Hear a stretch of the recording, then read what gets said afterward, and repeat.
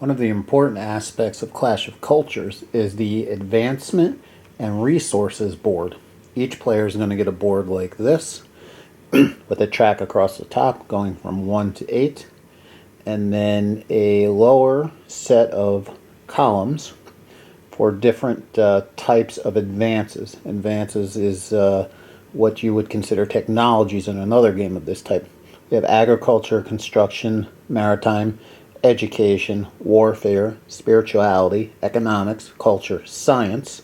And then across the bottom we have 3 government types: democracy, autocracy, and theocracy. Theocracy, excuse me.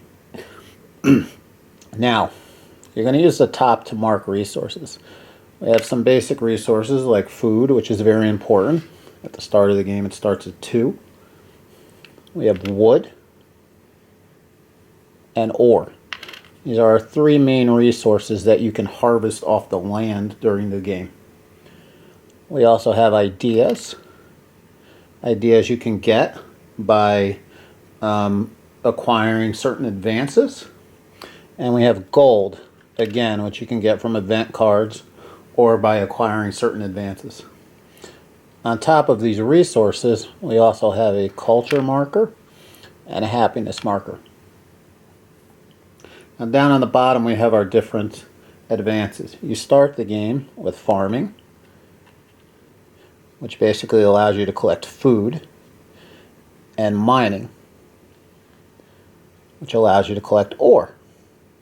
Farming also allows you to collect wood. Sorry, I should have said that. So during the game, you're going to spend food, mainly, or ideas to acquire advances. Now you'll notice that the advances, some of them have colored boxes around them, yellow or blue.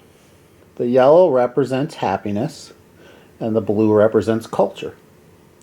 If I were to take irrigation, which allows me to collect food off of a barren land space, which you'll see when we show you the tiles later, I would get a happiness marker, which I don't have out, but they're just a round smiley face, which would go on my player aid board, which I'll show you when we go over that part, and my happiness would move up a level. Now happiness and culture are the only 2 tokens on this track that are not going to go back down. When we spend things, they're going to move. In other words, I would have to spend 2 food to get that advance. As culture and happiness go up by taking the various advances with their colors, you'll notice that on the 3, the 5, and the 7 space, it says the word event. So when happiness goes here, no matter when it is, if it's during my turn and I take an advance, or it's at the end around status phase, you're going to pull an event card and read it. Some event cards are just for you, some are for everybody, some are good, some are bad. They are truly random. When culture goes here, I'll have another event. So each player has the possibility of 6 events as their culture and happiness tracks move up the board. Now, food, as I said, is used for getting advances. Ore and wood and food are used for building things. There's different buildings in the game that you can add to your settlements to make larger.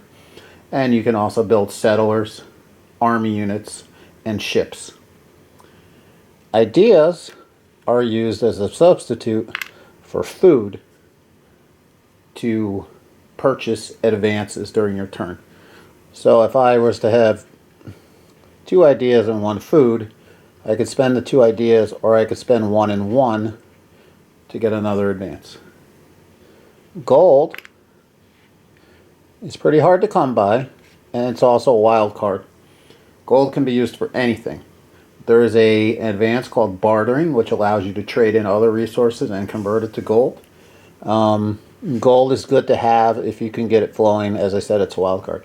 So let's talk about the advances.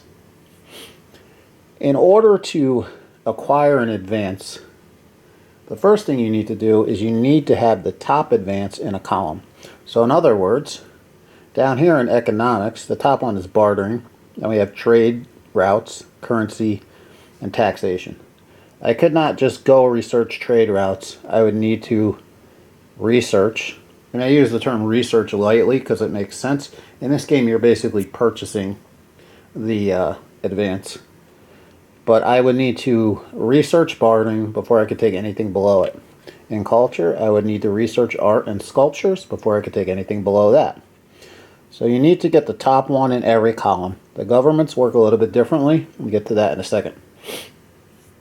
Some advances also have prerequisites. They're very hard to read. They're in red here. But for example, for sanitation, I need to have engineering first. So I would need to take mining, then engineering, then I could take sanitation. Same thing for roads. So some of them have prerequisites. Some of them allow you to build the additional buildings I was talking about. Fishing allows you to build a port. Writing allows you to build an academy. Tactics allows you to build a fortress. And Miss allows you to build a temple. So as you go throughout the game, you start to buy these things and things underneath them. Now, and when we get to explaining the turn, you're going to hear me say taking an action. You can take 3 actions during the turn. A lot of these things allow you to do things as an action. Right here, it says AAA for bartering, which means as an action, exchange up to 3 resources and turn them into gold. So I could exchange 3 food, or 1 ore, 1 wood, 1 food, and turn that into 3 gold. So some other things like mathematics do not say as an action. It says engineering roads can be bought at no food cost. One of the actions you can take during your turn is to purchase in advance. So basically you would take that advance during your turn to get engineering or roads, but you wouldn't have to pay the food cost up above. Okay, last but not least, we have the governments. In order to get a government, you need to go ahead and take one of these. You can probably see the arrows pointing down. So if I go ahead and take philosophy,